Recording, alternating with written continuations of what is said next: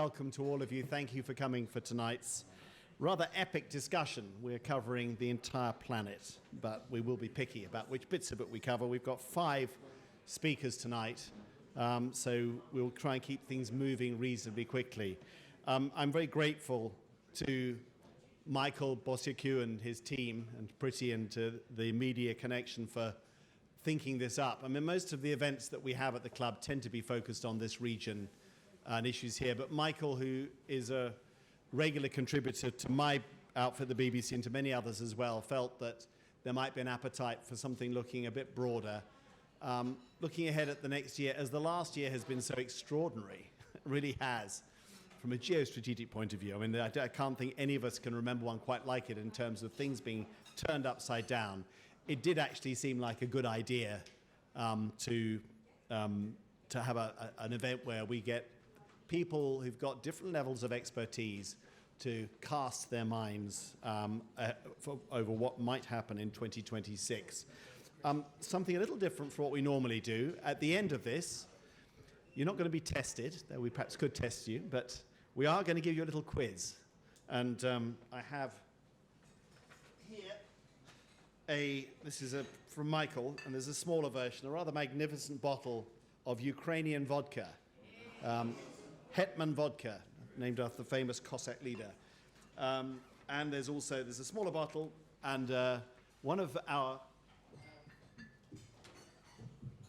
very new, neatly designed FCCT notebooks. You look like a real pro with one of those, and an FCCT t-shirt. So, haven't done that before, but we thought it might be a bit fun. We can, after all the heavy geopolitical stuff, we can lighten up a bit with just a few questions that Michael has thought up, and we might stick with that as well. So first, an introduction. I mean, it's the year of the fire horse is the peg for this, but essentially it is, well, it's a great animal to have, a fire horse. It's going to be a wild ride.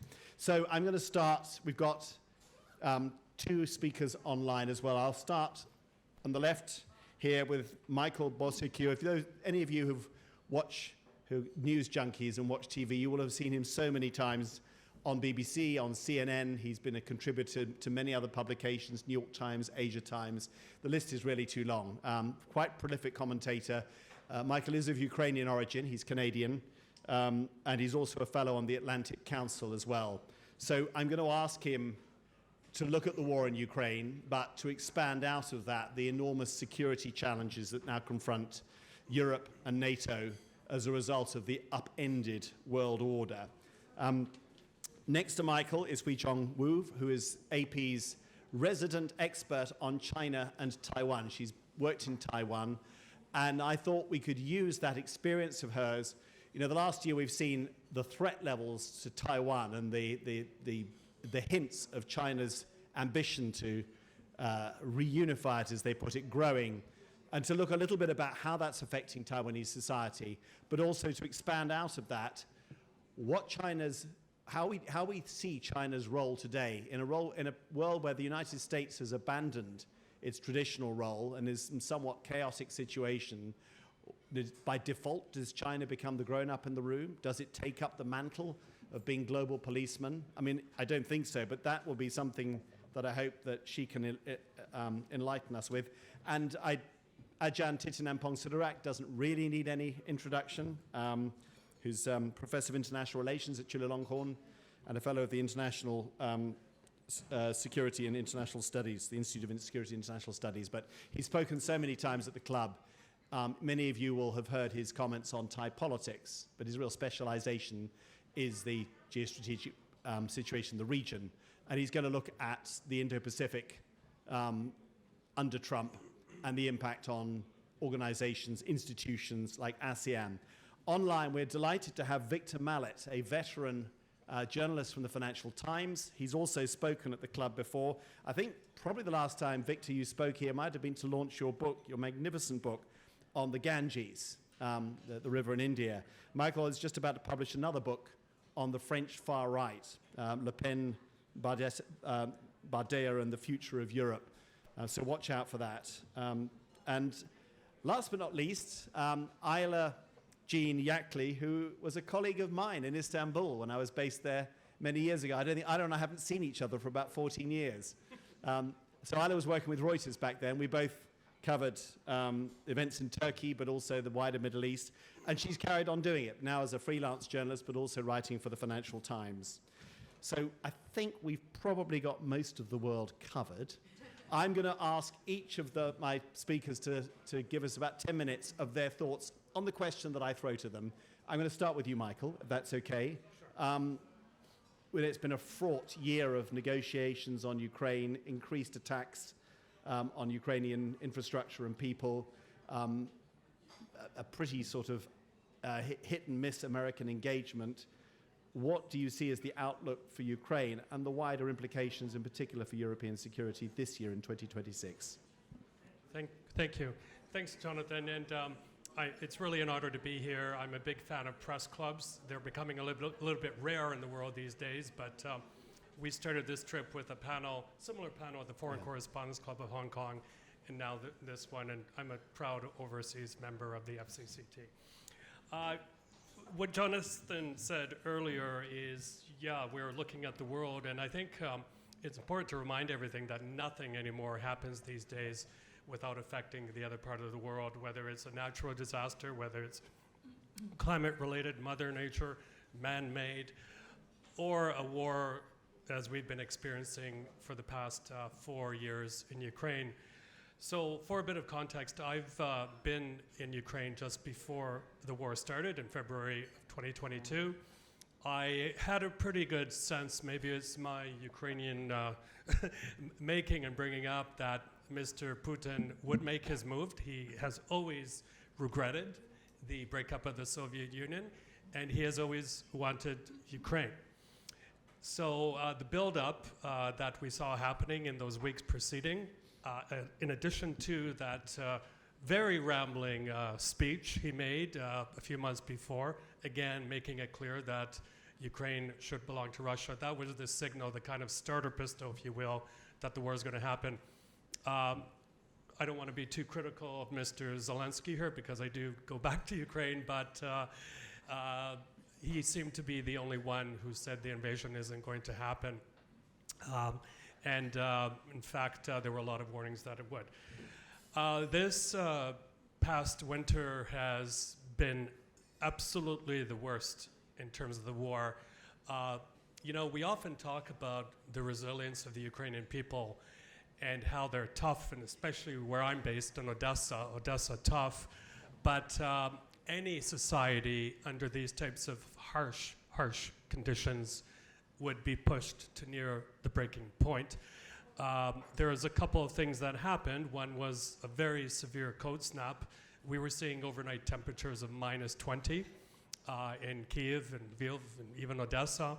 And of course the Russians knew this was coming, this cold snap, so they doubled down on their bombardment of Ukraine, which typically happens with drones and missiles, huge attacks on civilian infrastructure. And it's what happens in Ukraine, because it is somewhat of an antiquated infrastructure system. If you bomb, for example, the power plant, it doesn't take long for cell phone towers to go out, but also heating, central heating for the most part, and also flow of water. So I have friends and contacts who have actually been going for weeks now without any of those. I have experience going without power in Manila and other places in the world, including in Odessa, but going without all three is very, very difficult. And these are clearly, of course, war crimes. I'm not going to dwell too much on stats in the short term we have, but according to the UN, the latest civilian figures are more than 15,000 killed and more than 85,000 injured. In terms of casualties on the Ukrainian side, it's a tightly kept secret, but estimates put it, I think, at around 85,000 or so. Of course, a fraction of losses on the Russian side. Some people actually today on Times Radio I was asked, isn't Mr. Putin being pushed to the breaking point in terms of the degradation of the Russian economy as well as losses on his side, said to be well over 1 million by now? Well, no, because a lot of those who have been killed, men and women in uniform, come from outlying regions of Ukraine, not from the elite circles or families in St. Petersburg and Moscow. And secondly, this is a small number in the Russian kind of mindset, 1 million compared to what they've suffered previously. And one last thing here about Mr. Putin is that if he loses the war, or if he is seen to lose the war, that's it. He is finished. So he will do everything possible to continue that happening. Where we stand right now in terms of where the war is going, well, I don't know how many of you remember when we were in the middle of COVID, but it was a scary time because we couldn't see the end of it. It's the same thing here. If you're Ukrainian sitting, say, in Zaporizhia in a house with no electricity and there's no end in sight, and Zaporizhia being closer to the front line, not only do you get drones, not only do you get missiles, you also get artillery fire, things like that coming over. So it's a very scary time. And, you know, Marco Rubio said, I think, in the past 24 hours that, of course, he's very confident this war will end. President Trump wants to see it end. And there's going to be talks, another round of talks happening in the next, actually later this week. But if you look at the subtlety of the Russian side and the Russian team, currently they're sending a former cultural minister who doesn't even believe in the territorial integrity of Ukraine, of course, but even its right to exist. And he's a historical revisionist. So if that's the type of people they're sending to the negotiating table rather than technocrats or military experts, things aren't going to move very quickly. On the bigger picture, the Russians are pressing for quite a bit of territory. They control pretty much most of the Donbass, the former industrial region, but they also want parts of Zaporizhia and Kherson Oblast, territory they don't even control. No Ukrainian president could ever sign on to that, obviously, not only because of the bad message it sends out about territorial integrity, but he would be finished as a politician. So much blood has been spilled on the Ukrainian side. I make it a habit of visiting military cemeteries, and they are at capacity, they're overflowing. And we are now at this unimaginable point where families who have buried loved ones in eastern Ukraine closer to the front line are having to make that very, very difficult decision to exhume their bodies and move them to safer ground in western Ukraine. The point here being that even the dead have no peace in this war. One of the other things that's being pretty much demanded from the Ukrainians, not only from the Russian side, but really being pushed by Mr. Trump, is what I call a boneheaded idea, and that is for Mr. Zelensky to hold elections within the next weeks or months. Well, it ain't gonna happen I'll just give you 2 or 3 reasons why. Number one, the Central Election Commission has been dormant for the past 4 years. Number 2 is that in order to have free and fair, credible election, of course, you need observers on the ground. That's going to be very difficult. Number 3 is that even if there's some kind of ceasefire agreement, these voting stations will be tantalizing targets for the Russians. And then the one very, very big reason that no one seems to bring up for some reason is that, as you know, there are millions of Ukrainians who have ran for safer ground all over the world, and probably including here in Thailand. Ukrainian embassies and consulates worldwide are woefully understaffed and under-resourced, so there's no way that they could process millions of voters over a short period of time. And of course, why do the Russians want an election quickly? So that they can get rid of Zelensky and install a pro-Russian government. I think I'm nearing the end of my lifetime. You've got about 2.5 minutes. 2.5 minutes, fantastic. So at the end of the day, the Ukrainians are in a very tough spot, and I don't expect anything to change quickly. As absurd or outlandish as it may sound, I actually wish the Americans would step back and focus on what they're best at. I'm not quite sure at this moment what they are under the Trump administration, but I'm Canadian, by the way. But I think we saw at the beginning of the war, and when I was with the OSCE in Ukraine in 2014, the Turks playing a fantastic job as kind of a middleman, bringing the two sides together to arrange things like prisoner swaps, that sort of thing. And I know Isla's going to talk more about Mr. Erdogan, but I really do believe that this is a man who has Vladimir Putin, Donald Trump, and President Zelensky on speed dial. He's pretty much trusted by all sides. They should get back into the game. And that, of course, goes without saying that he has a big interest in Black Sea security. So that's kind of the landscape. It's very complicated, a lot of balls in the air right now. But one final point, why should people here in Asia Pacific care about the war in Ukraine? Obviously, territorial integrity, sovereignty. But one last thing is, I think I mentioned hybrid warfare. The Russians are very good at it. They're escalating it. And it doesn't take much for this hybrid warfare to escalate as well. And countries here, final point, Jonathan, have to take a good look in the mirror and ask themselves, I don't want to name names here, but why are they acting as middleman for sanction busting? Why is, for example, Thailand playing the role as a middleman in terms of China exporting drones to Thailand and Thailand re-exporting those to Russia?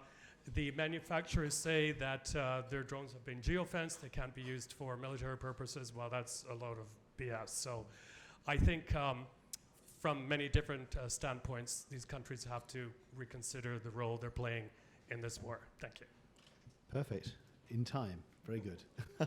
Thank you very much, Michael. Hui Zhong, I'm going to come to you next to look at China, the big boy in the room. Do the Chinese look at the world that Donald Trump has bequeathed them and think, what a great opportunity for us? Or actually, are they unnerved by it like everyone else? And do give us this picture of what life is like inside Taiwan, living with these flotillas of Chinese ships exercising all around them, and really a much more immediate threat than it would have felt a few years ago. Yeah. Hi, everyone. Thanks for the question, Jonathan. So I guess I will start with talking about Taiwan. When the Ukraine invasion happened, I was in Taiwan, and immediately the comparison was drawn. What if we became the next Ukraine, right? And so that was during Tsai Ing-wen's administration, and I would say things since then have just kind of accelerated and continued to polarize in those directions. So what that means is, President Tsai back in the day, she really wanted to, modernize the Taiwanese military. She wanted to start talking about reserve forces, things like that, and really, boost deterrence, right? This is what the main game is. And under Lai Ching-te, I would say that has only continued pace. But Taiwan now, it's the risk and the tensions, I feel like, have only grown. And it's grown along two respects, both domestically and then also the overwhelming force that the PLA chooses to display on a near daily basis, right, towards the island, surrounding the island, sending drones, sending military aircraft, sending Navy ships, sending Coast Guard ships, this whole barrage. And then domestically, the risk is that actually the legislature is controlled by the opposition party, the Kuomintang, the KMT. And Lai Ching-te is really, it's very much, he cannot push through some of his really key proposals and plans. So last year, I think towards the end of the year, he announced like a new $40 billion budget for specific defense, and is meant to be spread out over 8 years. That budget has not been able to be approved because of the opposition. He's also tried to raise the defense budget to 5% of GDP. And part of that is actually in response to direct pressure from US President Donald Trump, who has requested Taiwan spend up to 10% of its GDP, which would be very, very high. And even that, the annual defense budget, separate from this like special $40 billion budget, has kind of run into difficulties. And right now, Taiwan's constitutional court is paralyzed. The opposition party refuses to ratify the appointment of new judges. And so we see this like great polarization within Taiwanese society, and that will definitely have implications for, you know, I think just honestly buying weapons from the US, right? Like if you can't get the money to even buy it and get it to your military, how do you continue to boost your deterrence? And then I think from the military side, actually, so now we can kind of go back to China. Many of you probably have kind of followed the news of the continuous purges of generals in the People's Liberation Army. So we've had, I think, like 3 different defense ministers at this point within the past 3 years. Most recently and most, I think, jarringly, Xi Jinping removed two vice chairmen from the Central Military Commission. That is the body that controls the PLA. It is a very senior body. There's only, I think, 6 or 7 generals, and right now there's only 1 left. So that's the context.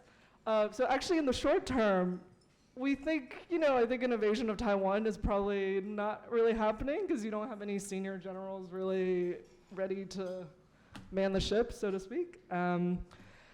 But I think in the bigger picture, perhaps the risk is more real in the sense that, you know, Xi Jinping is taking military modernization very seriously, and he's willing to purge very senior level officials to do so, right? Like, we have not seen a removal of a CMC chairman that's someone that, like Zhang Youxia, who was recently removed in January, grew up with Xi Jinping and is very much like a peer.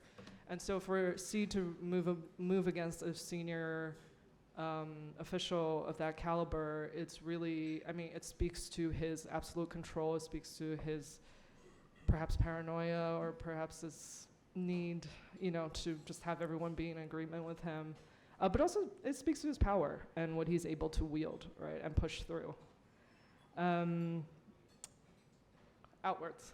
All right. So I think we're at a moment now globally where China looks strong. I think that, and it looks stable. But then you have these kind of high-level purges and these other things, like the economy is also kind of sluggish right now. So it's, you know, both things are true. And I want to talk a little bit more about, I guess, the other part of your question, which is China and the global order, and kind of what it means for the rest of us and all of us kind of out here, especially given, I think, Trump's actions over the course of the past year and really how he's kind of upended decades of, I think, long-standing alliances, foreign policy practice. I would say, yeah, this past year has been a golden moment for China, rhetorically, diplomatically. They have this line, and this is not a new line. They've said this line many times before, but right now I think it rings very powerfully given the vacuum. So Xi Jinping and China, they've really taken the pains to emphasize the role of the UN. And they continue to say, oh, we want to uphold the international system with the United Nations at its core. And then they also pay lip service to, you know, multilateralism and, you know, calling out the US for its unilateral actions in whatever regard, right? Whether it's economic, whether it's military, say like strikes against quote unquote drug boats. And I think at the rhetorical level that is landing just because it's the same message again and again, but because of the US not paying its UN dues, I don't know if those have been collected yet. No, they still owe billions. Still owe billions. China has not increased, right, its funding for the UN, but I think by the very fact that it's maintained, and you know, I think rhetorically, again, for it to emphasize the role of the UN in contrast to what Trump has said, that is significant. And yeah, but I would also, and I think on this note, so about a year ago today, I ended up writing a story with my colleagues about this case, and it centers around a case of 40 Uyghurs who have been detained in Thailand for over 10 years. They were whisked away in the dead of the night and sent on a plane and sent to Beijing against their will. These people had requested asylum with UNHCR. They have been stuck in Thai detention for a decade. They initially ran out of China and were trying to get to Malaysia and then, through various networks, get to Turkey. I raise this point because I think at the end of the day, right, China has its core interests and it will do whatever it takes to pursue them over the course of a decade, right? So from what I heard when we were reporting out that story, China never forgot about these Uyghurs who were languishing in Thai immigration detention, and they raised it every chance they got, and it eventually paid off. And so I think they move subtly. In some regards, they try to move under the radar, and then ultimately, then when it comes time to make a big action, then they do it, and it will come. And so,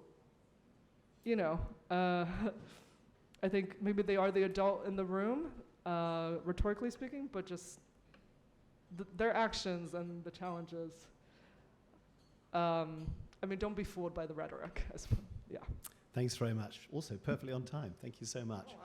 I'm going to make a big jump across the globe, quite literally, to Isla, who's got up at 6 in the morning to speak to us from Chicago, which I imagine is very cold, but also because Isla's mostly reported from Turkey. And it struck me as I was preparing for this panel discussion today that the role of middle powers is now becoming much more prominent than it was.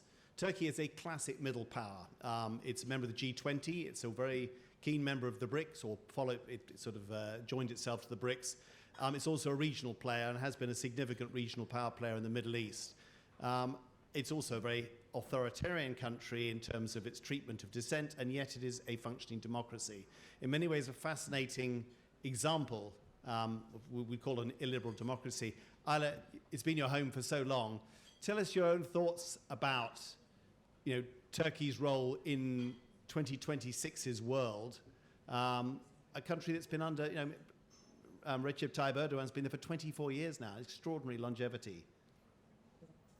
He's really shaped the country in this century, and obviously his influence will be lasting into the next quarter century at least. But maybe we can start a little bit about Turkey's role in its region, and a little maybe even further beyond its region. But its geopolitical importance stems largely from its just position in the world. It's a cliche to describe Turkey as a bridge, but it really does straddle many regions. A small part of its country is in Europe, while most of it lies in Asia. It is Black Sea neighbors with Ukraine and Russia. It borders, Iran, Iraq, Syria, and the Caucasus.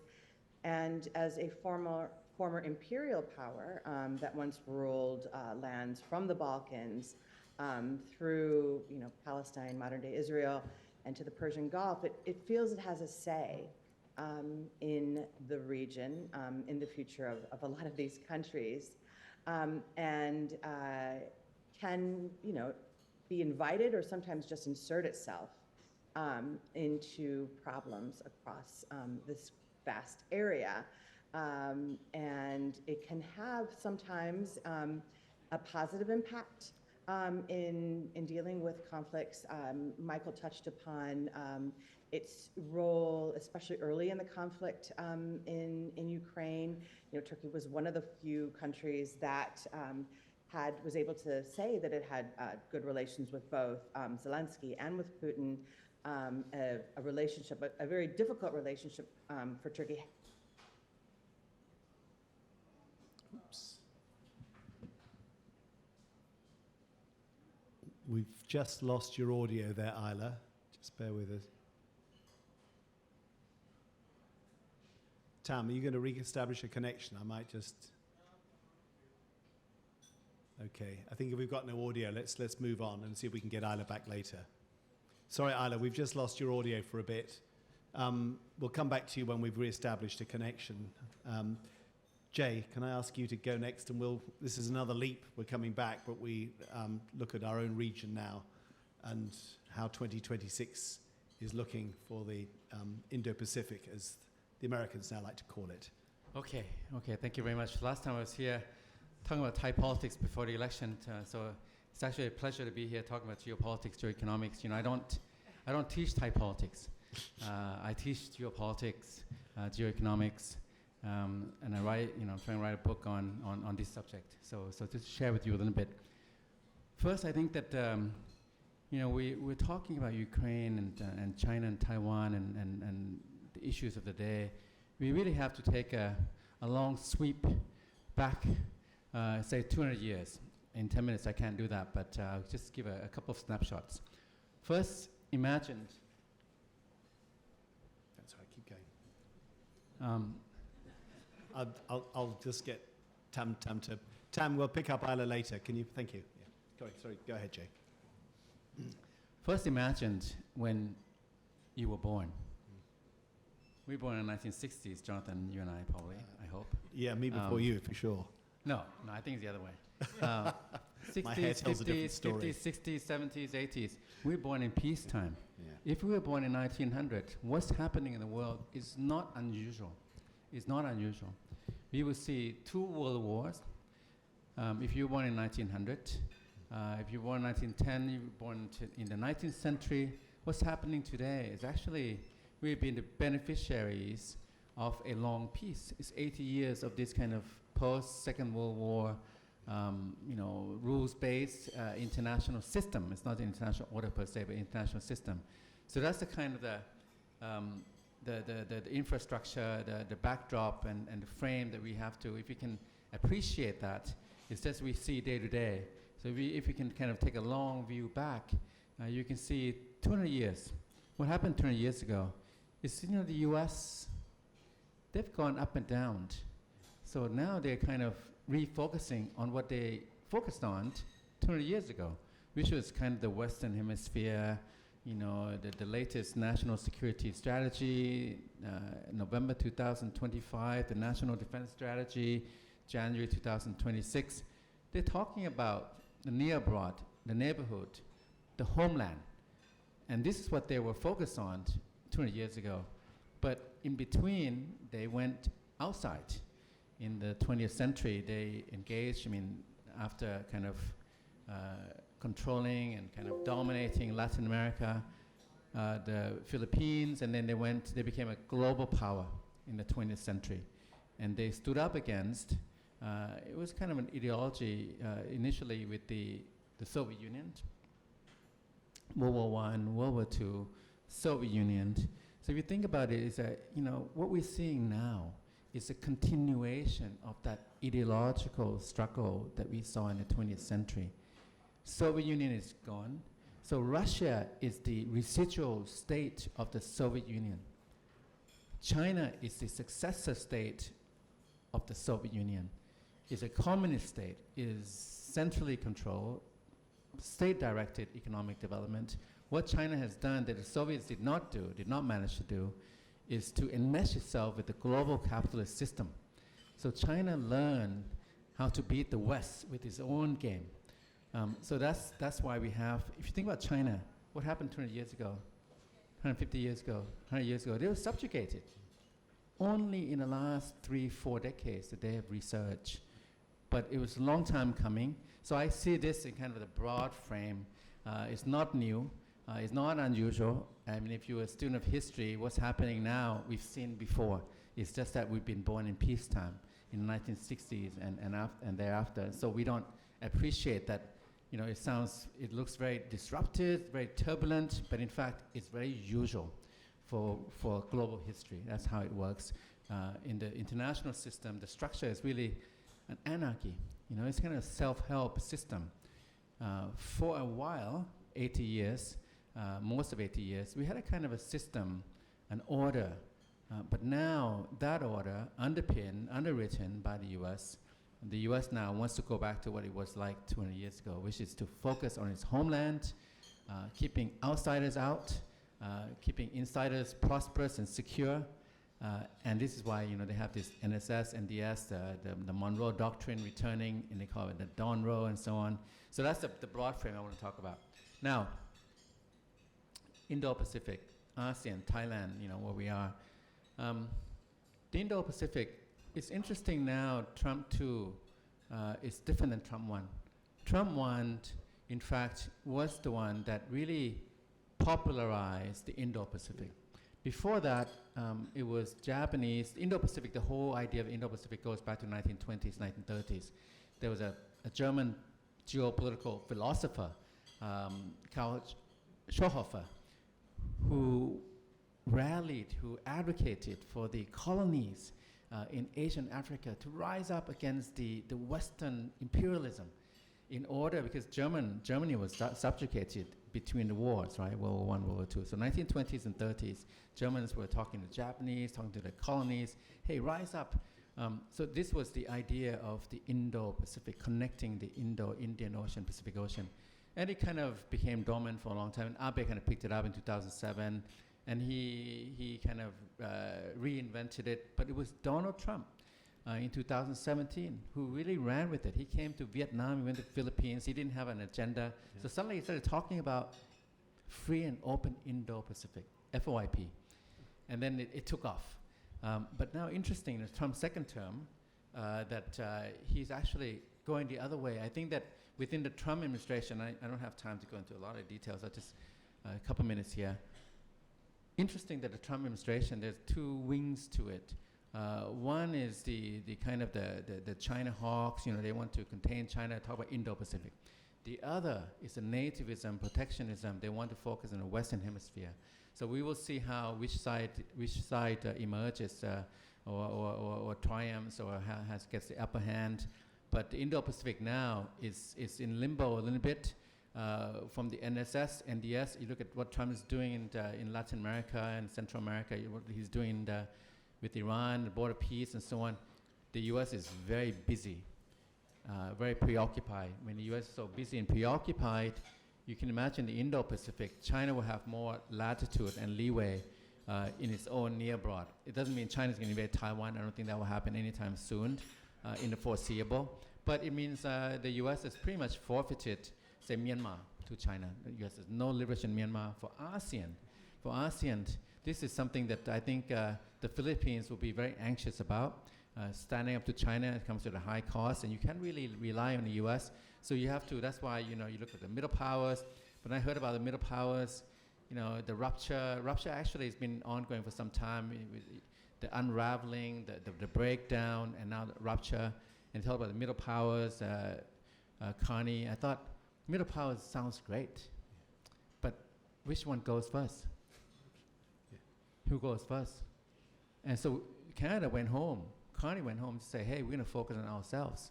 Jobs for Canadians, Canadian industries, weapon systems, defense. It's not about the collectivization or collective middle power action. So look, for ASEAN, I think we're in trouble, but I think that I'm actually, it depends. And every day I wake up, sometimes the glass half full, glass half empty, mostly half empty. But ASEAN now with Timor-Leste, it's actually looking good than before. Timor-Leste is a tipping point of ASEAN on Myanmar, and you'll see this little country is making some noise.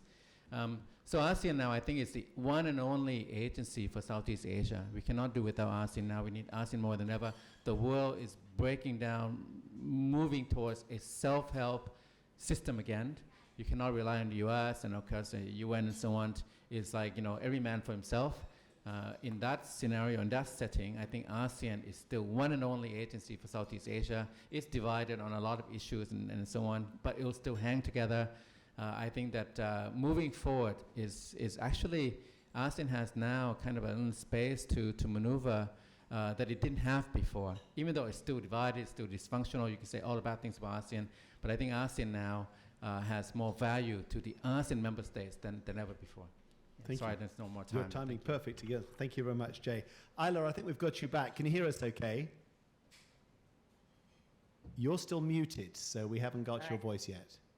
I can hear Now you. we've got you. and, Excellent. I have Wonderful. no idea where you tuned out. I was That's all talking right. and talking, so- We're spinning around the globe. I want to go back. I mean, you were starting to talk about Turkey's role in the region. You and I remember, you know, the neo-Ottomanism of when Erdogan started with Prime Minister Davutoglu back sort of during the Arab Spring. How successful is Turkey being, do you think, as a regional player? Because it's got rivals. It's got the Gulf states.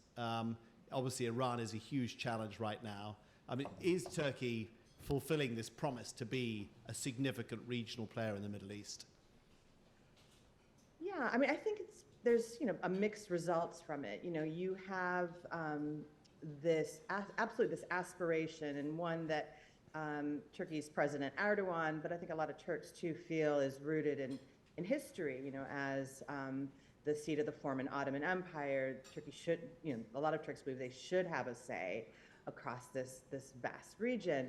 And there's certain examples in which Turkey's had incredible amounts of influence. I think Syria is a really important example here. Throughout the conflict, throughout the fight by the opposition to overthrow Assad, Turkey never seemed to lose faith.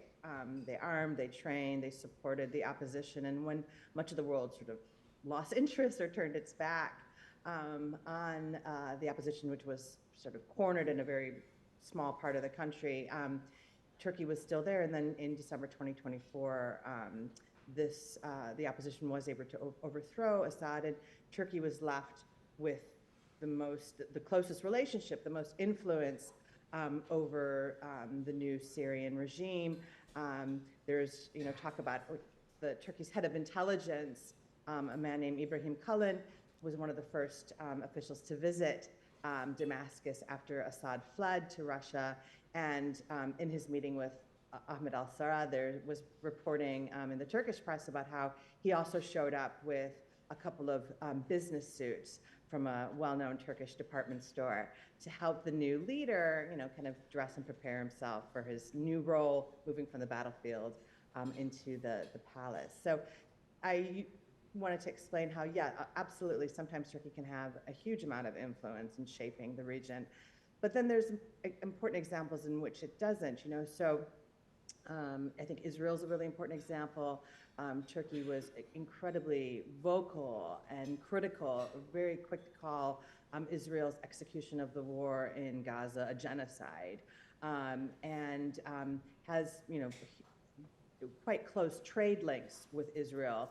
And despite trying to use that leverage to boycott and make it more difficult for Turkish companies to trade with Israel, it did very little to stop the bloodshed and really kind of, in some ways, sacrificed its whatever small influence it did have with Israel through its criticism of the war, was really unable to have much of an influence at all, I think it's fair to say. Iran is something that's very present in Turkish, in the Turkish conscience right now. Turkey does not want to see a U.S. attack on its neighbor Iran. It's aware of just the amount of chaos and instability that potential regime change in Iran could have throughout the region. And this is where we see, again, it's the limits of its influence. Erdogan has a close personal relationship with Trump. They've known each other since well before Trump entered office. Meeting when he unveiled a Trump Tower in Istanbul back in, I think, 2012. And Erdogan has really cultivated a close personal relationship with him. During his first term, he was described as the foreign leader that spoke the most with Trump by telephone. He had was able to patch right through to the Oval Office, it was reported. So despite that close relationship and how really thrilled Erdogan seemed to be when he won re-election in 2024. Turkey's efforts to sort of to negotiate through these crises, and Iran being a good example, seem to have little effect. You know, Trump is driven by other concerns, it seems, rather than the impact that it'll have on his allies, on American allies in the region. So I just wanted to use those examples to show both the limits and extent to which Turkey can influence. You know, I think that Erdogan is viewed by a lot of his neighbors in recent years as, rather than somebody that can, you know, maybe lead to a breakthrough in a long-running conflict, can solve an intractable problem, I think he's viewed by a lot of his neighbors now as more of a spoiler, that someone that has to be dealt with because he has, as a middle power, as you know, an important economy in the region, he has the power to upset you know, agreements and peace between other nations in the area, in the region. So he's one that has to be dealt with, but he's not one necessarily that can lead to, again, a major sort of breakthrough, whether it's in the conflict in Gaza. It took a long time for Turkish influence to really yield results in Syria. So I think all that's important to say. And, you know, maybe we can talk a little bit, I don't know how much time I have left. About 2 or 3 minutes. Okay. And I think that this is where sort of I'll take a moment to go into sort of Turkish domestic politics, because it might serve as an interesting example for other countries that we're talking about here. But an example of how the external and internal kind of are at play in Turkey.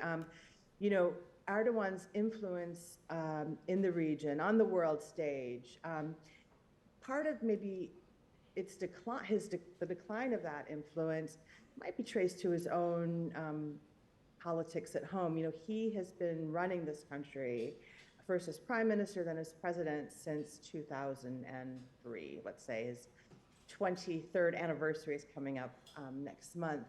And he's done this through, at least in recent years, through a mix of, you know, fear and loathing and populism. His swerve towards authoritarianism over the last decade has coincided with with economic hardship in Turkey, sort of that reduced economic strength, both at home and abroad. But also, I think that it says something about him as a political figure in the region as well. Whereas he was sort of seen as kind of a hero of the Muslim world, especially when he was willing to confront Israel over its treatment of Palestinians, you know, more than, I think, around 2010, 2011, he very famously at the World Economic Forum, I think it might have even been earlier, excuse me, the date now escapes me, but was able to confront Israel on the stage of the World Economic Forum and criticize them quite publicly for their treatment of Palestinians. And I remember you'd see, he, you know, famously said, you know, his quote from that meeting would appear on T-shirts both in Turkey and in the region. Those days seem to have faded, especially as he's become a much more repressive leader at home. So he's viewed less as a hero, I think, in the region, in part because of the way he treats his own opposition at home. So I hope I haven't gone too much over or diverged too much from your question, Jonathan. That's perfect, Tyler. No, it's a very, very vivid picture. Thank you so much for staying with us. That's brilliant. Victor, sorry to have kept you so long. I hope we still got you there. Yep. Actually, you're speaking from London, aren't you, I think? I am, yes. Excellent. But with your eye very firmly on your book in France, but also on Europe, I think for all of us who have European roots or British roots, the last year has been bewildering, and almost everything that Europe believed about itself and made the world work has been turned upside down. What are your own thoughts about what Europe's options are now to recalibrate its own role in the world and the extraordinary security challenges it now faces? Absolutely. Just a couple of quick corrections. You said I spoke at the club, it's true, but like you, I was actually on the board, but it was such a long time ago that Young people like you wouldn't remember that. Also, the book has in fact already been published, except in the United States, where it's coming out in March. Can you hear me okay there? Yeah, you're great. Yeah. Yeah. So I mean, Europe in a way is the sort of silent superpower, the forgotten superpower. And I'm going to start by just saying what's happened in the last few years politically, because it has great relevance to the way Europe is interacting with Trump's United States, but also with China. So, and this is not just because I've written this book. It is an extraordinary phenomenon that we've seen with the rise of nationalist, populist, far-right parties across the continent, and it's really been accelerating, actually. So we now have France, of course, is a very obvious example where Marine Le Pen or Jordan Bardella of the Rassemblement National are on track, according to the opinion polls, to win next year's presidential election and the legislative elections. But it's not just France. I mean, you've got this happening all over the continent. You've got it happening in Germany, which is extraordinary in itself. It's happening in Spain. It's happening in Portugal. It's happening in the Netherlands. It's happening in Austria. It's happening across many countries in Eastern Europe. And I think it is worth remarking that it's happening even in countries like Germany, Spain, and Portugal, which everybody thought had been inoculated against fascism because of their experience before, during, and after the Second World War with their own dictators. And it's also happening in the UK. It's happening with populist, nationalist, far-right parties like Reform UK, and all these parties, as a collective and individually, they have enormous momentum. And of course, there are setbacks. I mean, really interesting. A lot of people in Europe are really going to focus quite closely on what happens in Hungary, where you have an incumbent far-right leader, a man, Viktor Orban, who became a far-right leader. Hungary is a small country in the European Union, but it's a very interesting example of a country that has sort of turned from being liberal and anti-Soviet to being pro-Russian, and the government anyway, being pro-Russian and really trying to sort of dominate the democracy in an authoritarian way. So the opinion polls are showing that Orban's opponent, Peter Magyar, is way ahead in the polls at the moment. And the question, of course, everyone's asking is, will Orban do a Trump or do an Erdogan and try to prevent the opposition from winning that election fairly? Now, Trump's arrival for his second term it's a mixed picture. It's kind of galvanized the far right in some ways. So Germany's Alternative for Germany, the AfD, has quite a good relationship with the Trump administration. But a lot of other far-right politicians are a little bit wary of Trump, especially in his second term, in his more sort of extreme phase of his rule of America. And there are very good reasons for this. I mean, first of all, Trump is anti-European, as we've all, as he says all the time, and that hurt. And also, he's hurting Europeans directly with tariffs. And European far-right parties are, of course, European, so that's a very difficult sell to voters. And perhaps the kind of bigger problem with Trump for the far right is that there's a risk, I think, or maybe he's already done it, but that his kind of the way he's governing the country, his a very aggressive and authoritarian style of running America, is already perhaps blowing up in his face and setting an example to the voters of Europe, who are going to say, well, yeah, we like anti-immigration policies, but do we really want to have that happening in our country? Do we want to have what's happening in Minnesota in our country?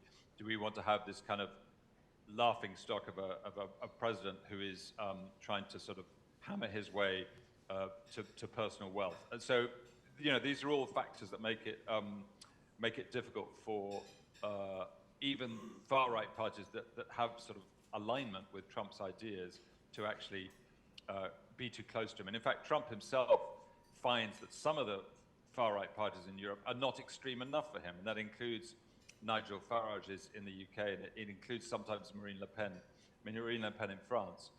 Now, probably the bit you really want to hear about this is, what does this mean for China? And there's absolutely no doubt that this is very good for China in terms of its influence in Europe, because under Biden, China was designated as a strategic threat to Europe, and now the strategic threat to Europe is increasingly seen as Trump himself and the US, and that of course is causing, as Michael said, huge problems in NATO and so on.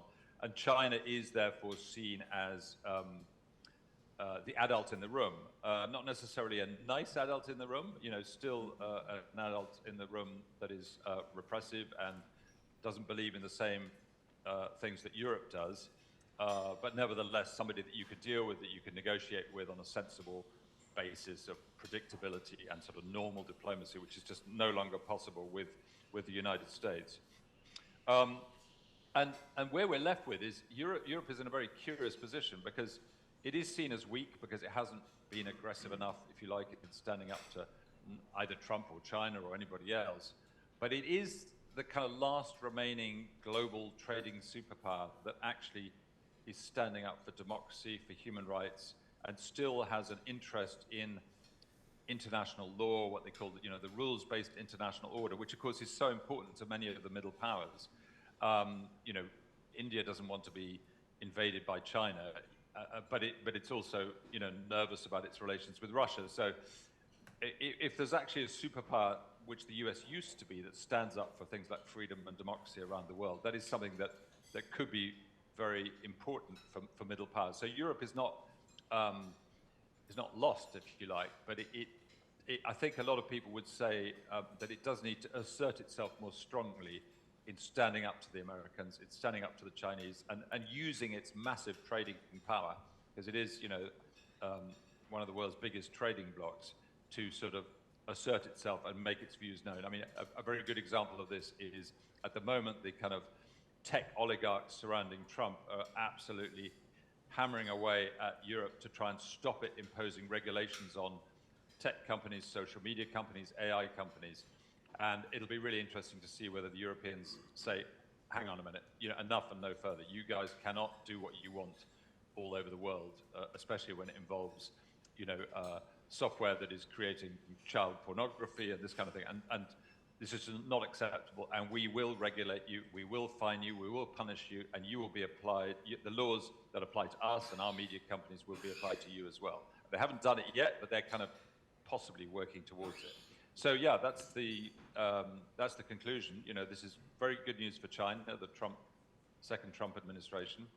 And what we're going to see in the sort of couple of years ahead is, we don't know, but it seems to me that it's very possible that you could have some of these far-right parties that have similar policies to Trump, although not similar methods, are going to come to power in Europe. Certainly, quite probably in France, possibly in Germany in a coalition government, and that will have extremely dramatic consequences for the European Union and, of course, for NATO.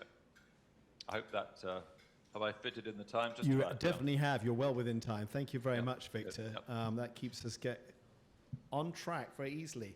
Now, I'm tempted at this stage is anyone burning to ask a question, because I think we'll get some questions in before we go to the quiz, which is absolutely fascinating. But if you could, as always, identify yourselves and to whom you'd like to address the question.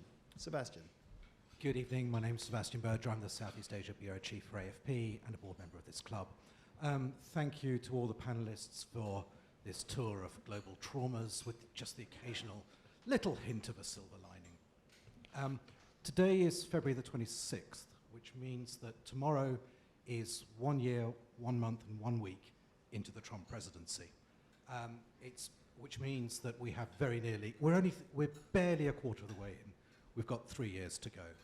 It's been a truly extraordinary year. You can pick any highlight you want, whether it's arresting the president of Venezuela, threatening a NATO ally, tariffs against everyone. I'd like to invite all members of the panel to just use your imagination a little. What do you think is the wildest, plausibly conceivable thing he could do in each of your areas of expertise in the next 3 years, and what would the consequences of that be?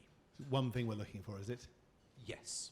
Right. Michael, I'm going to throw the first challenge to you. One thing in the next 3 years that stands out that you think might happen in your area. Well, that's the easiest question I've got for months. Of course, Donald Trump is going to get the Nobel Peace Prize. Just kidding. If I can put on my Canadian hat for a second, I'll tell you one thing that will not happen. One thing that will not happen is Donald Trump will not get Canada. We will not, thank you, we will not be bullied by a failed real estate developer, by someone who technically cannot come into Canada because, if I'm not mistaken, he is a felon. Yeah. You know.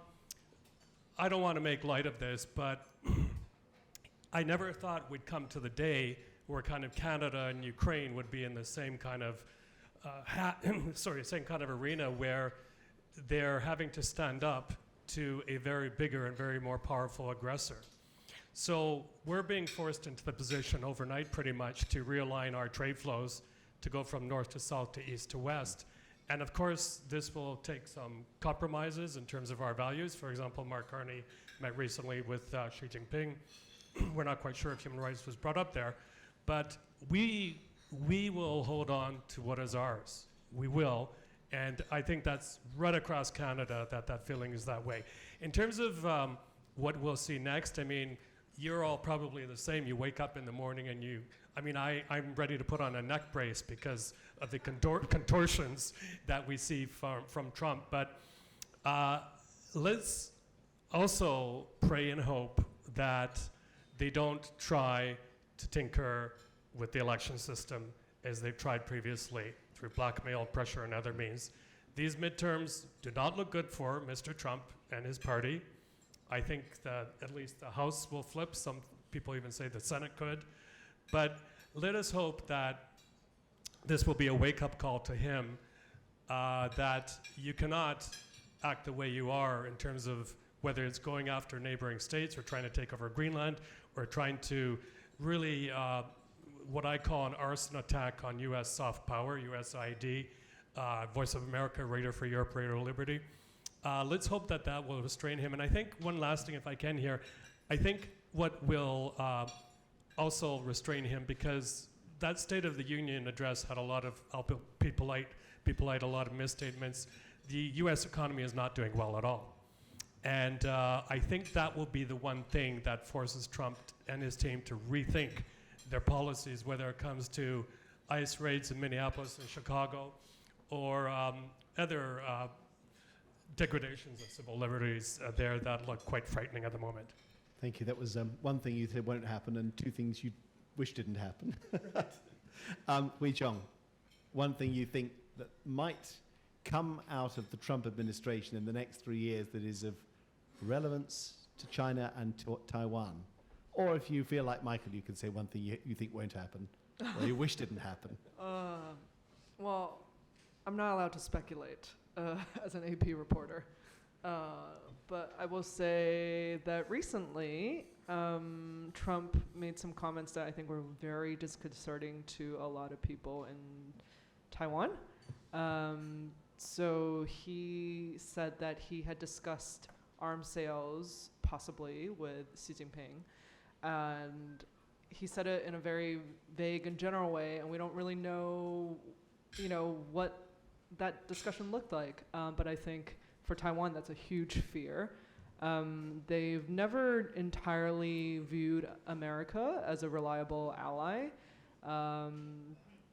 For I heard a humph. For obvious reasons, I think, and I think there's very much a fear that Trump would bargain away Taiwan, and for maybe a trade deal, maybe in his upcoming visit, we don't know. And Trump himself has said multiple times that he seems to have a grievance against TSMC, and accuses them of almost bankrupting Intel and making Intel kind of like a second place in this whole chips race. So I think there's real evidence. One worrying for that. thing that might happen. Yeah. Ajahn, Jay? I mean, it's a speculative question, but you can already tell the answer. Look at what he's done over the last year. I mean, the one thing that you said, there are a bunch of things that have happened over the past year. So I think Trump is about 1,000 cuts, not a one cut, which means that there'll be a bunch of things that he'll do that he's done already, pulling out of these various international organizations, raising unilateral reciprocal tariffs, so-called, threatening NATO, EU, and so on. So that's the trend. So the one thing that you said, those things have already happened within 1 year. And there'll be more of those things. I don't think there'll be one dramatic like takeover of Greenland militarily, or I don't know, something in Latin America. But I think it'll be a bunch of things at the same time. So it's more like a trend rather than the one thing.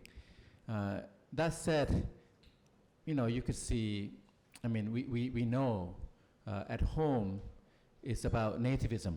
So it's about keeping all the immigrants out. So it would not be far-fetched that he would just say, close borders, that it would be very difficult to enter the US. Although in the State of the Union, he said if you come legally, it's okay, but the trend is that they want to keep people out. And they want to keep the Americans in, they want to focus on the Western Hemisphere. On the outside, it's about economic nationalism and protectionism. So you see the tariffs, but you can also see intensification of what we've seen already. So maybe, they will not close borders on some trade. It'll be more unilateral, more of an imposition. And it's not going to be good. Whatever it is, it's not going to be good. But on the other hand, bear in mind that, Trump, I mean, you have to differentiate what your wish list is, what you like to see, and what it is. I mean, Trump as is has been in train for some time. Go back and read Pat Buchanan. He said all the things Trump is doing, it's just taken them 40 years to take over power, to take over the White House. When he had the April 2nd speech, you go and look at the transcript. He said he's been thinking about this for 40 years. Lutnick says 35 years. Do you think what happened 40 years Slow ago? burn grievances. Yeah, it's like, they've been thinking about this a long time. It's just taken them 40 years to take power. Let's see if he ever gives up on the hope of a Nobel Peace Prize. Isla, your area, the obvious thing people are going to ask is he going to attack Iran? And obviously we're sort of poised at the moment with talks going on. Is there something else for your region that you think Trump might do that might stir things up? I was thinking, of my response, and it was about Iran. He referred to his determination to stop Iran from acquiring a nuclear weapon. Again, in a State of the Union address, the little bit of time that he did devote to foreign policy was about Iran.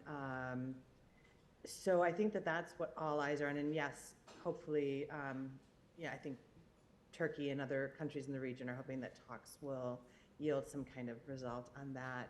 I think that again, his commitment to Ukraine, his efforts to force some kind of peace agreement with Ukraine and Russia, that also has important repercussions for Turkey, for Europe, for the region.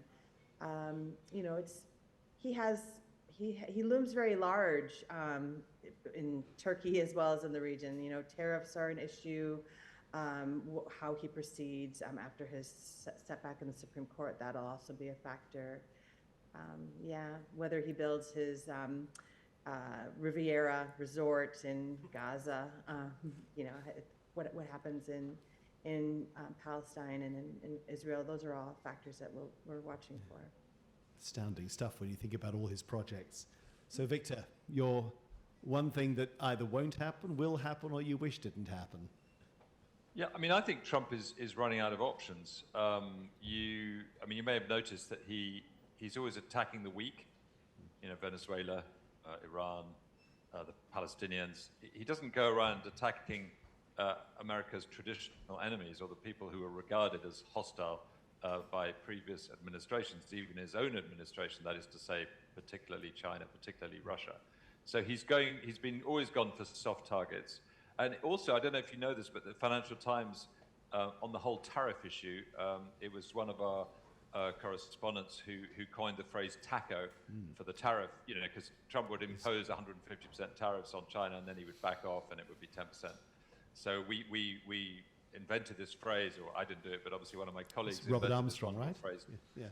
Trump always chickens out, TACO. And on tariffs, that's mostly been proved right so far. He backed off when confronted with the reality of super high tariffs against China, and China says, well, hang on, you won't get any minerals, any rare earths and so on, and then he backs off. Greenland, he backed off when the Europeans said, sorry, that's just not on. I think when he realized that people aren't going to cave in, he's backed off. And I actually think the most likely thing to happen, and I've kind of thought this since the beginning of the administration, is that his second administration, is that Trump will be impeached with the help of the Republicans in Congress. Because he is already so far off the rails in terms of America's interest and even the interests of the Republican Party, such as it is. I know they're all spineless, but I think even Republican congressmen might finally see the writing on the wall and say this is just no good for America, it's no good for us, it's no good for the party, it's no good for the world, and they might just Successful impeachment. That would be something new, anyway. Watergate Mark II. Tommy, your question. Yeah, Tommy Walker, journalist here in Thailand, also on the board of the FCCT. Two questions, one for Titinan and Michael. Titinan, you've talked about how what's going on in the world right now has happened before, prior to when many of us were born. You've mentioned that it's maybe every man for himself at the moment. Is this something that will continue after Trump? Is this just a symptom of Trump's time in power? And do you see this wave of seemingly nationalism continuing around the world? Are we really in the era of the strongman? Secondly, Michael, by the way, I met Michael in northern Ukraine in 2022 during the beginning few months of the conflict. Many people still talk about what Russia wants. If they can take Ukraine, it won't just be Ukraine. Do they want the rest of the former Soviet Union? Paint a picture. How would that look like? Would they go for Moldova?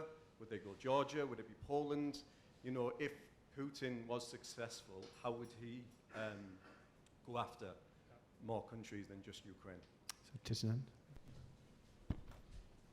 Yes, very good question. You look at the Thai election, same day as Japanese election. The kind of the nationalism won in a way, right, for Thailand with Cambodia, and also kind of the Takaishi kind of platform also aligns with the right. And you look at the right-wing upsurges around the world. Victor talked about Europe, but you look around, I think people feel insecure. And when you feel insecure, you latched on, you gravitate towards security, towards strength, military, strong government. And we see this trend around the world now, not just, for Thailand, here, the result was a little bit surprising because, the Phumjai Taiwan by a whopping margin, a large margin, despite the irregularities and all the controversies. But it's a clear margin, they won. And they stood for kind of nationalism, royalism. But people also have voted for them. This is the first time that the kind of the right conservatives won the election in Thailand in 20 years, 25 years, really. And why is that? So I think people want some stability. They want some status quo. They want to have some security. And you look around the world, so I think this is one trend that we're seeing. And the cause of it, Tommy, I think is because of the breakdown of the global system. When there's not rules-based anymore, when it's every state for itself, then you have to rest on something. And then the other part of your question about the Trump phenomenon, I think Trump, the man, Trump, the personality is a topic for endless conversation about his persona, his style that is very off-putting, and all of this. But the phenomenon of Trump, the movement behind Trump, is ongoing, it's long-running. I mentioned 40 years, but it goes back to the late 19th century. It goes back 200 years. So, beyond Trump, beyond the midterms, and I think we I mentioned earlier about how things are, how we like them to be. We don't like Trump. We don't like it, but it's the way it is. We wish it's not like this, but we can't just wish it away. So I think beyond the midterms, and even beyond the next election, he'll pick his successor too, by the way. I don't know if the party will win or not, but the Trump phenomenon, a lot of it, even if the Democratic Party somehow finds someone who can beat the Republican nominee in 2028, a lot of what we see now will continue. I don't think it's going to be completely reversed. There'll be some holdbacks, some qualifications, but the momentum, the trajectory will stay on course. This is what they're about now. Thank you. Michael. Tommy, excellent question as always. I think we're already seeing what has been said on this panel this evening, trends emerging, and one of those are smaller states coming together, middle powers becoming more assertive. And I think we will see that with Ukraine to prevent exactly what you said could happen, is Putin going further. We're already seeing, for the longest time, President Zelensky talking about smaller states teaming up with the Baltic states, Poland, in a kind of military alliance. In fact, Foreign Minister Sikorsky hinted at that the other day when he went to Kiev. And also, we're seeing domestic weapons production, which is going to change things a lot. It already is, because Ukraine realizes that it can't rely on traditional allies, especially the United States, for continuous flow of weapons. So it's done amazing things in terms of domestic drone production, as well as long-range missiles that can strike deep inside Russia. According to Ukraine, the other day, they did launch their long-awaited domestically produced Flamingo missile that, again, according to Ukrainian officials, struck Russian energy infrastructure more than 1,000 kilometers inside Russia. That's a big deal, especially when you have weak-kneed allies like Germany not wanting to give these long-range weapons. You mentioned Moldova and Georgia. I got to mention these two states. Moldova, small country on the border, of course, of Ukraine, has been massively impacted by the war. But Maya Sandu, the president, said the other day in an interview with British journalists that smaller states like her are having a really, really tough time to survive. And she said that if there were a referendum for Moldova to become reunified with Romania, she would vote yes. It's the first time I remember a democratically elected leader of a state saying, I will vote basically for the dissolution of my country. But that's where we stand right now. And with Georgia, if you haven't been there, I highly recommend it. In fact, you'll have an opportunity in early summer. There's something called the ZEG Festival. It's for storytellers and writers like us. But I received a message this morning that really worried me from former BBC Natalia Antaleva. She runs this festival, and she said, chances are it's the last year we can have this because the crackdowns are becoming so intense. In Georgia, it's a matter of death by 1,000 cuts, is the Russians are inch by inch by inch, literally moving the kind of white line that separates territory they illegally took with Georgia proper. A bit of a side, but in case you forget to mention it, Jonathan, we actually produced a Spotify playlist for tonight, and leading that off is a dissident musician called Chords from Georgia, and he performs at the ZEG Festival. So one last quick thing here. What also worries me and what also motivates people like Zelensky to think about these smaller military alliances is NATO Article 5. It's a joke. I mean, if you look at what's happened over the past 4 years with Russian drone and missile parts falling on NATO territory, with massive disruption at European airports over this past summer by mysterious drones appearing, by Russian spy ships off UK waters mapping submarine cables, shining military-grade lasers into the eyes of IRF pilots. This is what Putin does. He prods and prods and prods for soft tissue until he finds it, and he's finding it. So that worries me too, is that we don't know what is the threshold anymore for Article 5 to be triggered, and that's exactly the gray lines that autocrats love. Thanks very much. Next question, please. Jim Wolf, retired from Reuters. I'd like to ask the panelists to speak to what happens if China grabs Taiwan. We've already heard the idea that China is in a much better position vis-a-vis Europe now that the right wing in Europe is flexing its muscles and likely perhaps to emerge in a position there to dictate policies. And we've heard from Kuntitinan that ASEAN has uncommon powers that it's never enjoyed before to the extent that it hangs together. I wonder how all this would play out for not just ASEAN in Europe, but Japan and South Korea if push comes to shove and the US and China come to blows. Well, Wei Zhong, you've already said you don't think it's going to happen. In the short term, I guess. Yeah. Yeah, I mean, I can try to answer this in part. So it sounds like the question is being asked from a military perspective. I think Japan has moved quite extraordinarily in the last couple years away from its decades of what's the fixed term for that policy, right, where they're very much like the military is for defense. It is not. It was for called pacifism. Right. In the old days.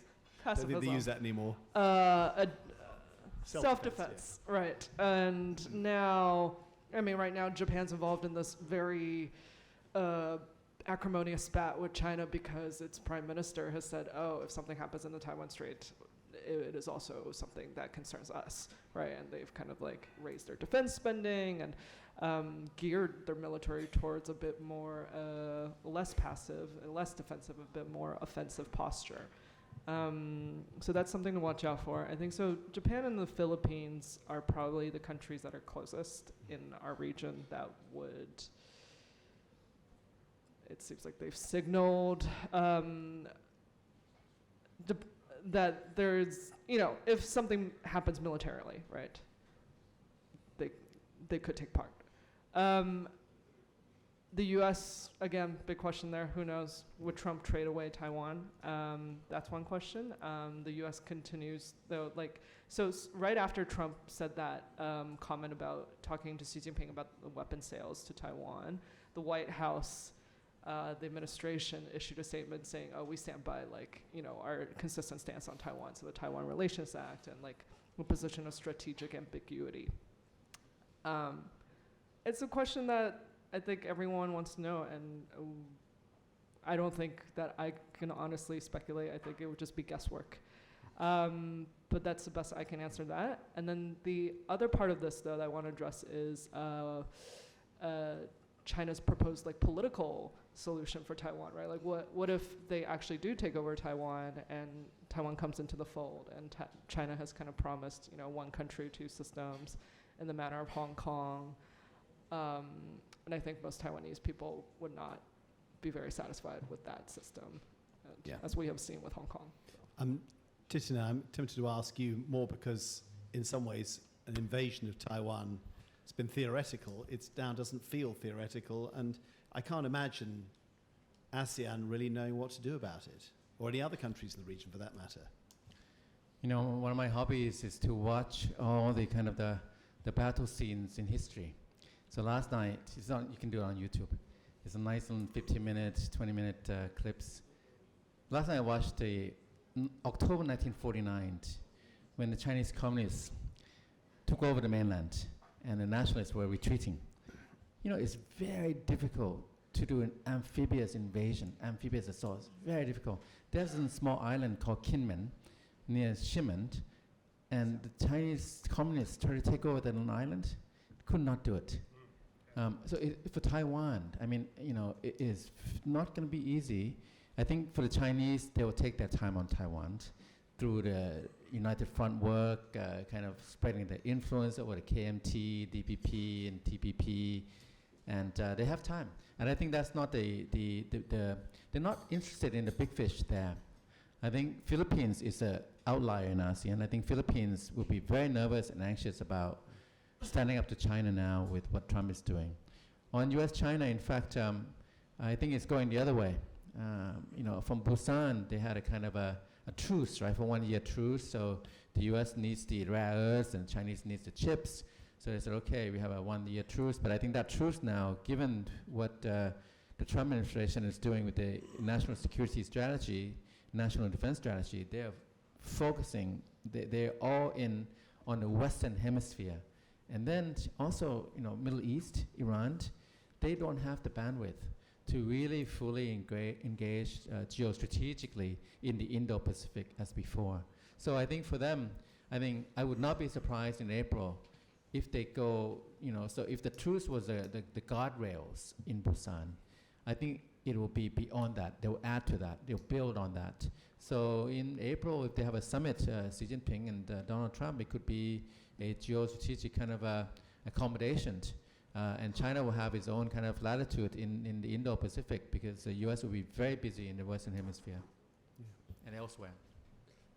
Look, we've kept our online guests on for quite a long time. We've got this quiz, and the questions are really good. I want to just throw the questions out there. It's multiple choice, and you choose which you think the right answer is. Because you haven't got pens and things, I'm going to have to rely on an honor system to see who gets most of them right. But let's just quickly get through these now because Michael's taken all the trouble to prepare them. The first one relates to a meeting between Xi Jinping and Vladimir Putin as they walked side by side last September to watch China's massive military parade. There was a hot mic moment. The parade ostensibly served to mark the 80th anniversary of Japan's defeat in World War II. What was discussed in this hot mic moment between Xi Jinping and Vladimir Putin? Was it A, the election of Japan's first female prime minister? B, the immense firepower aboard China's fleet of Coast Guard vessels, including water cannon, as we all know? C, the war in Ukraine? Or D, about immortality and organ transplants? So I'm going to just get a show of hands for who thinks it was A, the election of Japan's first female prime minister? All right, that's not a popular option, is it? B, the immense firepower aboard China's Coast Guard vessels? All right. C, the war in Ukraine? 2, okay. And then immortality and organ transplants? Well, somebody's been doing their homework. See, Victor's got his hand up as well. Right, well, we'll shoot on. We made these too easy, didn't we? I didn't realize we were having a whole bunch of international relations experts and news hounds. In what's become one of the best moments of Vladimir Zelensky's presidency, what did he say to then President Biden at the start of the war when President Biden offered him the help to leave the country urgently on the first day of Russia's invasion? Does anyone actually know what he said? Yeah, it was a specific quote I'm looking for. I need something. Exactly. I don't need a ride out. What did he say he did need? Ammunition. All right, that's pretty good. There's only a couple more here. And this was last year, the European Commission President Ursula von der Leyen's plane was reported by the Financial Times, good representation of them here on the panel tonight, to have had its landing disrupted in Bulgaria due to the following causes. The aircraft, A, had technical problems. B, the flight crew had exceeded their working hours. C, the plane was hit by suspected Russian GPS jamming. And D, the airport workers decided to go on strike. Is anyone up for A, the aircraft had technical problems? Good grief. So much consensus here. Anyone think the flight crew had exceeded their hours? Right? That's happened to me, so I'm going to say. Well, okay, it's personal experience. C, the plane was hit by suspected Russian GPS planning. And D, the airport workers decided to go on strike? Oh, okay, well, it's very, very plausible in Brussels, but the answer was indeed C, the GPS jamming. And then we've got the Trump administration's Liberation Day tariffs last April caught many ASEAN countries, including Thailand, off guard. In Southeast Asia, the tariff rates, as we know, ranged from 10 to 49% before they were reduced. Which ASEAN leader of a heavily trade-dependent nation said the following? If the tariffs were truly reciprocal and they were meant to target only those with trade surpluses, then the tariff for us should be zero. But we're still being subjected to the 10% tariff.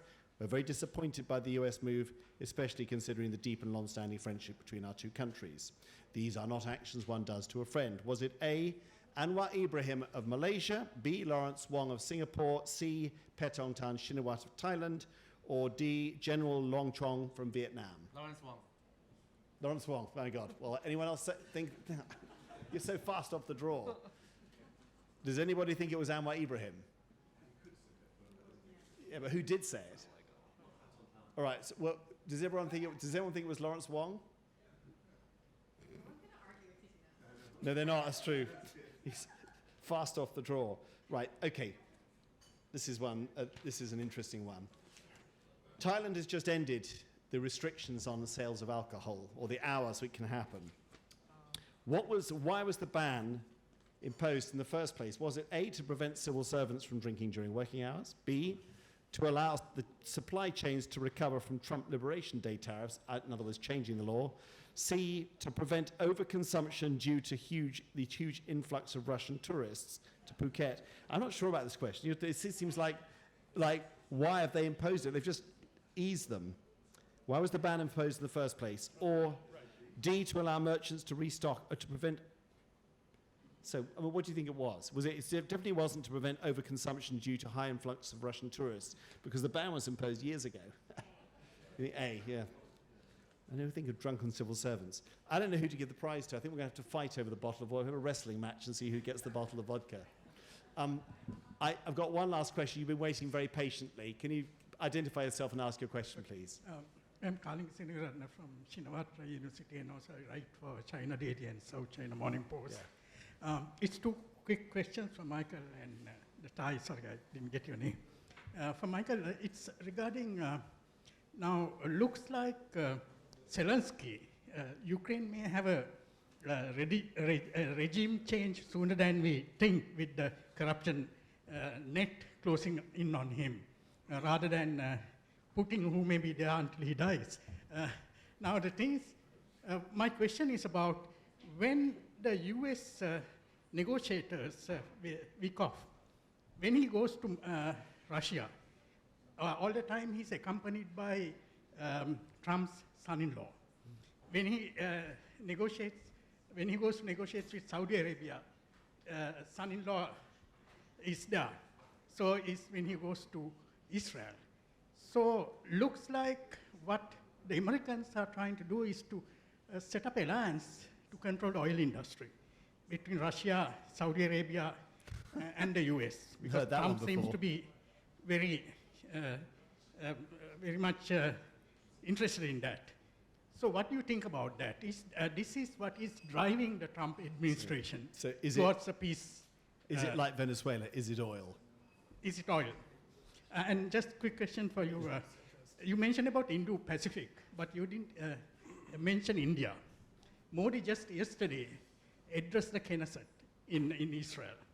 And India is also the president of BRICS this year.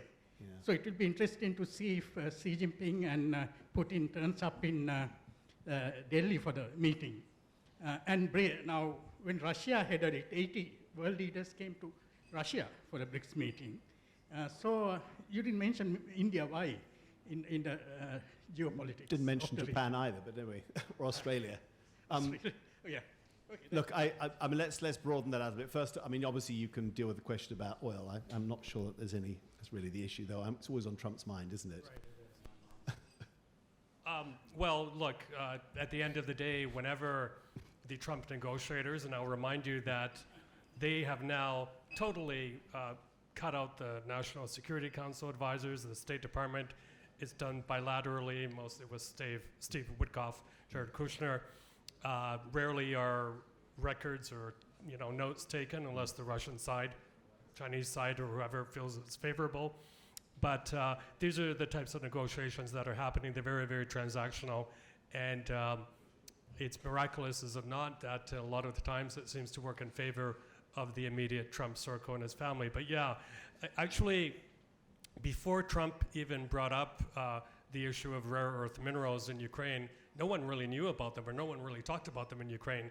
But when this was brought up a few months ago as a key part of any type of settlement, let's put it that way, because the United States wants to be reimbursed for all the weaponry it gave to Ukraine, a lot of ears went up in Ukraine, including the Ukrainian parliament, and they said, this is a hornet's nest. It will require massive changes to Ukrainian legislation, not so fast. So I think at the end of the day, it was maybe an MOU to let that happen, but certainly not an agreement.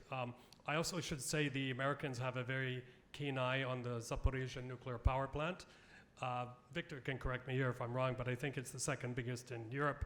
It's now in Russian hands. The Ukrainians want joint operation over that to cut the Russians out. Russians aren't too excited about that. So that's another thing to look out for. I'm not sure if I answered your question, but at the end of the day, look, everything they do is very transactional. And number two, yes, Trump may say it's to make America great again or make America strong again, but it's also, I believe, to make his pockets fatter. So I'm going to sort of interpret your other question. I know what the point, well, I wasn't quite sure the point you're making because we weren't mentioning countries in particular, but I think the interesting point about the Indo-Pacific and the Quad, you've got the Quad and you've got AUKUS. I mean, what states, Thitinan, are those alliances in? We had a point where Modi and Trump were at daggers drawn. I mean, they seem to have made up. But, what these alliances, which the US was the cornerstone of their entire approach to the region, are they in complete disarray now? Are they frozen? If you look at the national security strategy, national defense strategy, the Western Hemisphere is prioritized number one on the agenda, and then the Indo-Pacific, and then Europe. So Indo-Pacific, by the way, I mean, India is implicit in the Indo-Pacific. When Abe broached this confluence of the two seas in August 2007, was in front of the Indian Parliament. It was at Indian Parliament. So it's about India. The Indo-Pacific is about India. But when Trump ran with it, picked it up and kind of popularized it in 2017, then became kind of like a geostrategic frame, Indo-Pacific. And then within it is this Quad cooperation, US, Australia, Japan, India, India being the key country, and of course Japan and Australia, US allies. But now I sense that now it's a little bit in limbo or has lost some momentum, because what the US has reprioritized its focus, its objectives to these near broad neighborhood, the Western Hemisphere, and now the Middle East. So I'm looking at, I'm going to watch very carefully in April if they have this summit. I wouldn't be surprised if there's a kind of a greater accommodation between US and China. And if that is the case, it will slow down further the momentum, the cohesion, the thrust, and the drive of the Indo-Pacific and the Quad. And you can see that there's a lot of frustration among the Quad countries because there's a new Quad, there's a Squad, involving South Korea, involving Philippines. So the original Quad now is seen as not moving fast enough for Japan, for South Korea, for the Philippines. So they're having their own kind of minilateral cooperation. So yeah, it's still there, but I think it also depends on the US-India relationship, and it's been kind of a bit up and down. It's okay now, but who knows what happens next. But I think now the US has a different agenda. Trump 2 is qualitatively in geostrategic terms than Trump 1, which means that they are focused on a very different agenda now, and therefore the Indo-Pacific for them may not have the same priority, same value, and therefore for them, some accommodation with China might be the name of the game for the next couple of years, maybe perhaps for the remainder of the Trump 2 administration. Thanks very much. I'm going to wrap it up there and thank all 5 of our speakers, especially to Isla so early in the morning in Chicago, and to Victor in London, to Ajahn Thitinan once again, to Hui Chong, and to Michael, and particularly for Michael for organizing this as well. Thank you to all of you. We will put that Spotify list on the playlist now. Yes. Okay. And do go and have yourselves a Firehorse cocktail.